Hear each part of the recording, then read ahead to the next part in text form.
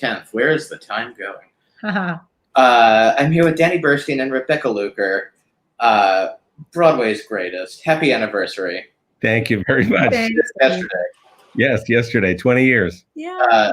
Yeah, and we're talking about a benefit that Rebecca is doing for Project ALS. Is that Yes, the organization that's overseeing it? Exactly. Project ALS, and particularly a drug called Burstein Mm-hmm. that we're trying to raise money for. Yeah. So you were diagnosed with ALS in the fall. Yes, exactly. Late 2019. Yeah. Was there, I want to start by talking about your diagnosis. Were there any, what were the warning signs that you had experienced? Well, it happened about a year before. Well, it happened in spring of 2019. Mm-hmm. I started to get a weak left ankle. You know, it happens that way in the limbs sometimes for people. Sometimes it happens in their hands. For me, it was my legs, my feet, and it just got progressively worse over the year. What was the point where you said, or that you started going to the doctor for it? Right away, because I turned my ankle really badly and I popped a bone out, and that's what we thought it was. So, you know, we tried to pop the bone back in for months, and finally my PT guy said he thought I had nerve damage. Mm-hmm. And that's when I went to a neurologist, and the ball rolled from there. And we had various tests, and I kept getting worse, and it's a process of elimination, this disease. Yeah. They tested me for everything you can possibly think of. And I had nothing. They said I was very healthy. You're a healthy person. You're so healthy. I said, yeah, except for the fact that I have ALS. That's great. You know, so, so that's how that happened. Yeah, it's a weird thing about ALS. There is no diagnosis. There is no test for ALS. It's not like you take a test and they go, oh, you have this. It's all by process of elimination. It's the fallback diagnosis. Once they've eliminated everything else, they go, well, I guess you have ALS because you don't have anything else that explains why your body is doing this. Yeah, and they don't know what caused it. For 95% of us, it's called sporadic. Mm-hmm. Some people get it. Some people have hereditary, you know, it's familial. I do not have that. I don't have a mutated gene. So it's just sporadic. It hits perfectly fit, healthy people. Right. It's crazy to think that with all of the medical advancements they have, there's still no one thing that says, okay, you have this, and that it has to be done by process of elimination. I know. Crazy. Yeah. It's a weird disease. So this benefit is next Wednesday night. Yes. And tell me about it. The 17th. Oh, well, my friend Valerie Estes, who's a founder of Project ALS, it was her idea to have a little virtual benefit. And we just started talking about it with our producer, Jonathan Burkhart, and came up with this, you know, small evening in which I would sing 3 songs in my apartment. And we set up iPhones everywhere. And, you know, Danny helped a lot. It was amazing. And then about a week later, I talked to Katie Couric, who is very much ALS research support. She's been just a friend of the ALS community for a long time because she was a good friend of Valerie's sister, Jennifer, who died in 2003. So she's been a real advocate for ALS since then. And we know each other. So she agreed to talk to me. It was great. Well, and so you'll be singing in your apartment with Joe Thakin? Joseph Thalkin. Thalkin. Yeah, he's fantastic. Yeah. Is he, I guess he'll be social distancing from his place too? No, actually, oh, you mean for the actual recording when we taped it? It was recorded. So, so he came over. He came over and played our piano. Yeah. Nice. So yeah, we set it up with, as Becca said, with 3 cameras, and they're cutting it together and zooming in and doing all those, you know, things that you guys do. I would say it's a new world for everybody out there. It really is. It really is. And our best friend George Dvorsky came over and he helped us. He was our grip, and we, you know, somehow made it work. And this wonderful director, Jonathan Burkhart, was on the phone, was on our FaceTime, you know, helping us set up every shot. And then we had sound equipment that they sent us as well. So it was a quickie lesson in all that you guys do all the time. Yeah. And we somehow made it work. I think it's turned out pretty well, and we were very happy. We saw one of the Yeah. songs, and it was beautiful. They did a great editing job. Yeah, it was great. So, I want to talk about the drug Prozatin. Yeah, it was Prozatin. Prozatin. Mm-hmm.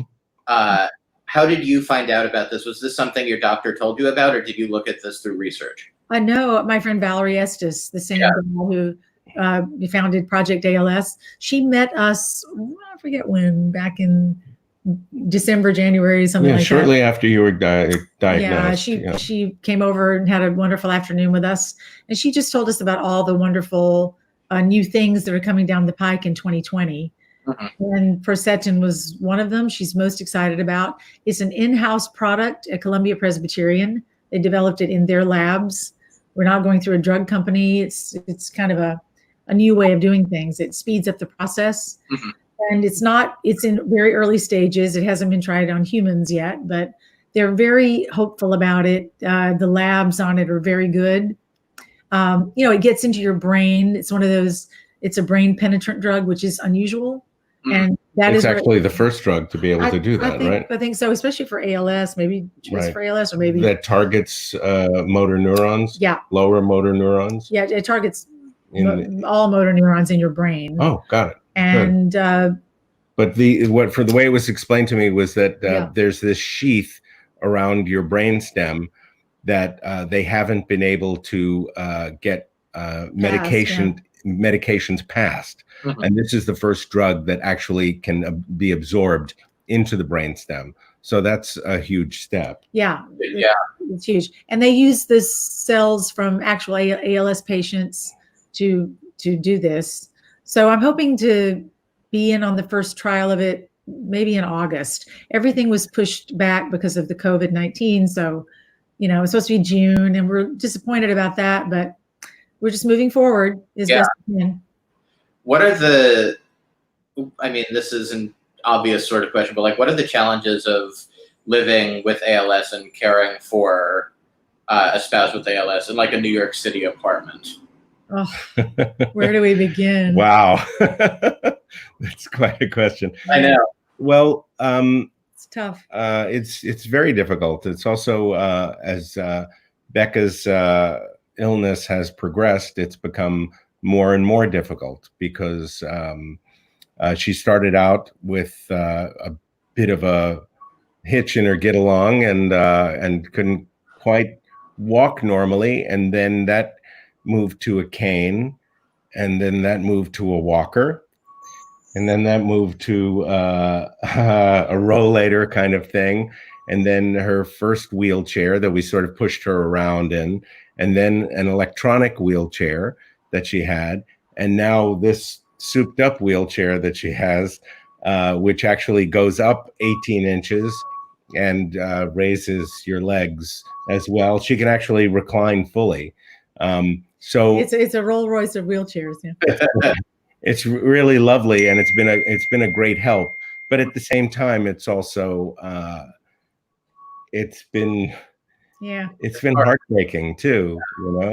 That's my legs don't work at all. So yeah, just you can imagine how difficult life is. Basically, from the navel down, she's had a harder time of it, and Danny's amazing caretaker, and she's been incredibly strong, and but it's more than the physical things of it. Often are understanding it and accepting it on a day-to-day kind of way. Yeah, more than anything. It's kind of unreal. I'm going to step away for 1 second because we have a friend here who's helping us. Yeah. Our friend Angela, and I'm going to just make sure she's okay. Sure. Hi. Hey. Hi. So, thank you so I much. mean, life in a wheelchair is no joke. I can't even believe this is my life. I've been right as March got here, March 1st. Yeah. Pretty much my legs just gave out. So I've been in the chair since March. So over 3 months now. But has it made you a stronger activist in this sense? It has. I mean, I feel like I have no choice but to help raise money for this drug. And I've written letters to congressmen and I'm doing what I can because that's what I have to do to help me, myself, and others. You know. Yeah. So I got to do it. So. Is there a network of people that you're talking to that have ALS, and like, is there like, tell me about the support networks? Yeah, I'm slowly acquiring friends with ALS. I have one in particular, a wonderful woman out west, who's an activist. She's an amazing activist named Sandy Morris. Mm-hmm. She has a big presence on Twitter, along with a man named Brian Wallach. Mm-hmm. They are just rock stars. They've lived with the disease for 3 years now, much longer than I have, and they're hanging in. You know, they're like me. She's in a wheelchair. He's still walking amazingly. I wish that was me. But he's lost other things that I haven't. This disease hits everyone differently, and the timing is weird. You know, you can live for decades, you can live for 5 years. You know, your speech might go, your ability to swallow well. You know, other things that none of that's gone on me. So, knock on wood. I don't know. In some ways, I'm lucky. I'd rather be walking. Yeah. I will one day. I'm committed to doing whatever I have to do to get well. Yeah. What can someone like me do? Like, we can donate to the free trials, but what do people that don't know anything about this, like, what can they do? Oh, what a good question. I should have thought about that. Well, I mean, honestly, donating is really important. I mean, all these drug trials need money, money, money, you know. Project ALS, there's so many organizations, but to donate to, you know, yeah. I am ALS, Project ALS. He's asking what a person. Yeah, what can I do? What can I do to help? Come over and help me go to the bathroom. That'd be great. I'm kidding. I'll see you. Because Danny's tired of that. Okay. Well, no, I'm not tired of it. I am, but I'm not, of course. You know, so it is what it is. I wish I could answer your question. I mean, you could write congressman too. You know, I just wrote Jerry Nadler to ask him to join something called the ALS caucus, which a lot of our congressmen and women are on. And that helps push really important legislation. Right. Who's leaving again? Yeah. And they have gotten stuff through. It's kind of exciting. So we're pushing for that, you know, the ALS caucus to keep working. It's really hard right now because everything's going toward the virus. Yeah. Bye. So what else can people do? I don't know. I don't know. That sounds like you've listed quite a few things. Yeah. Yeah. Yeah. It's the best thing for people to do now in terms of anything, just donating to help. If you have a friend with ALS, they need a lot of your support. Yeah. They need your help. Yeah. You know. And anybody who has an illness. Right. MS, Parkinson's, they're all under the same umbrella. If these drugs start to work, they will help all these people with neurological diseases. Yeah. That's at least that's a miracle waiting to happen.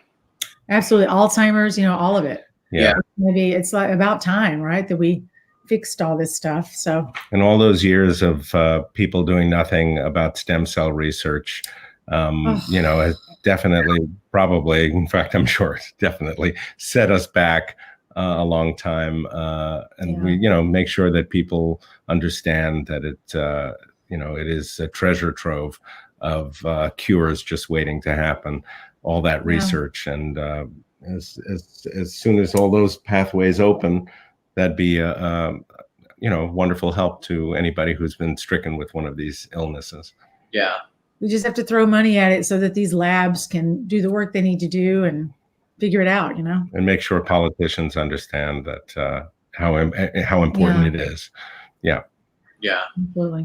Rebecca, did I read, on a much lighter note, did I read that you were doing a new album with PS Classics, or that you had done a new album with PS Classics? I'm supposed to do a duo album, two actually. One with my friend Sally Wilfert, because we had a show called All the Girls in Working Hall this past September. And then I'm supposed to be doing one for Maury Yeston, Maury Yeston's December songs with full orchestra. Not sure how I'm going to do, right? I'm not singing like I used to. Singing is difficult. I was going to say, does this take a toll on your voice to Yes, mostly it takes a toll on my diaphragm is weak now and I can't sit up by myself. So breathing and supporting when you sing is completely difficult and not what it used to be. Yeah. But having said that, she's still Rebecca Luker. Like her going, I don't know, that didn't, I was like, what are you talking about? It's not incredible. I don't know how I'm singing right now, honestly. It is a miracle. When she sings, she actually has to hold herself up on her elbows in order to get enough lung capacity to do what she has to do. It's kind of a miracle every time she opens her mouth to sing. I always was anyway. But now she has the physical demand of having to literally hold herself up on her armrests in order to get enough breath to make that beautiful sound that she does. So it's you're a miracle. Oh my God, thanks, honey. Yeah. Well, you know, I have another theory that I've been singing for so long, it's just sort of in my muscles a little bit. Yeah, a little bit, or a lot of it, or a lot of it. I have the Music Man cast album in my car, and I listen to it. Oh, that's a good one. That was good. It is good. That was a great memory. Yeah, and Danny, you're feeling well, I would imagine? Feeling great, yeah. 2 months later? Yeah, a little, maybe even more than that now. Yeah, 2.5 months. And so everybody who I've talked to who had COVID-19 as seriously as I had it has had residual tics and little things that have gone wrong here and there. Your lung capacity, it took me 2 months for my lungs to feel normal. I mean, you think, oh, you know, I'm out of the out of the hospital and out from the disease for a month now. Why is it that I can't breathe normally? You know, but I had double pneummonia and I was coughing blood, and so it was really not good. It was bad. And I'm very glad that I went to the hospital when I did. I actually went back and had an X-ray. This is terrible. Our illnesses. We sound like old Jews. I went back and really are. Oh yeah, right. Speak for yourself. I went back to the hospital and saw my chest X-ray from five weeks apart. They did another chest X-ray, and when I first went into the hospital on an X-ray, your lungs are supposed to look all black. Yeah, mine were all white except for a strip in the middle. Oh. That wasn't, you know, infected with the pneumonia, with the COVID-19. So it was pretty bad. And I'm so glad that I went. And then 5 weeks later, it was like 85% back. So it was amazing, the difference. And the doctor kept looking at it and going, you were very sick. So I'm very lucky. Yeah, I'm honestly happy to be here at all. One of the questions that I want to ask someone like you, Danny, as someone that had it, you know, as someone who is lucky, fortunate, whatever, to not have had it. Right. You know, I locked myself in my apartment on March 12th, and I didn't really leave till June 1st. Right. Were you afraid to like go back outside or resume daily life, like after you had it? Like, did it take some adjusting to like go back to normal, whatever normal is? Yeah, I guess we're still not back to normal, but I would just, it was a little odd at first. You know, we were all basically in our homes for a very long amount of time. Not seeing anyone, you know. And we tried actually getting food delivered, but it was insane. We couldn't get an appointment to make food delivered. It wasn't for like a week and a half, 2 weeks, and at 4 o'clock in the morning or something. It was wacky. So with Instacart, and so I just went, oh, you know what? I'm about a week after I got out of the hospital. I'm just gonna walk to West Side Market and pick up some damn food. Yeah. And I did, but I went at like 11:30 at night when I knew there would be nobody there. And, I had my gloves and my mask and, and extra hand sanitizer in my pocket. And I was, ready for it. And the toughest part was the walking. Yeah. Because I couldn't really walk, half a block without getting completely winded. So it took me a while. Yeah. And then, and I had some groceries, but I couldn't carry all that much because that meant it would be even tougher for me.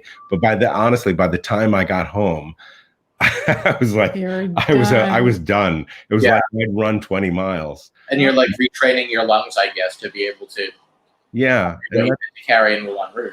That's exactly what I had to do. And I started taking walks. Mm-hmm. And that has helped me. And every day, I would say, I maybe walked another block more further away. And that would, every day was another kind of 2 blocks there and back. Now Danny's the cook around here, which used to be my job, which I really miss a lot, but he's doing a great job. Especially with my cooking. He's doing a great job. Yeah. No, he's amazing. Yeah. Amazing. Yeah. I mean, that last night was pretty good. Yeah, our anniversary dinner was great. He made that. Yeah. Yeah. Oh yeah, we had pork chops and pan sauteed kale and baked potatoes. Ooh. And it was delicious. I'll send you a picture. Yeah, please do. I did. I took it. I was like, this was never going to happen again. It turned out perfectly. God, it was so good. Danny, Rebecca, thank you so much for your time and talking to me. Thank you, David, so much. Thank you, David, for helping us publicize this. I really appreciate this upcoming event on the 17th. Anything that I can do. Thanks. I love both of you very, very much. Same here. Thank you. And that, what's the website? It's projectals.org, where the benefit. It's fundraise.projectals.org/Luker. Hang on, I'm going to put that in. That's a mouthful. I'm going to write that down now. Bear with me for a moment, and I'm going to write it down right now and put it on the screen. Thank you. Great. Okay, say that again, Danny. Fundraise. .projectals.org/Luker. I'm great.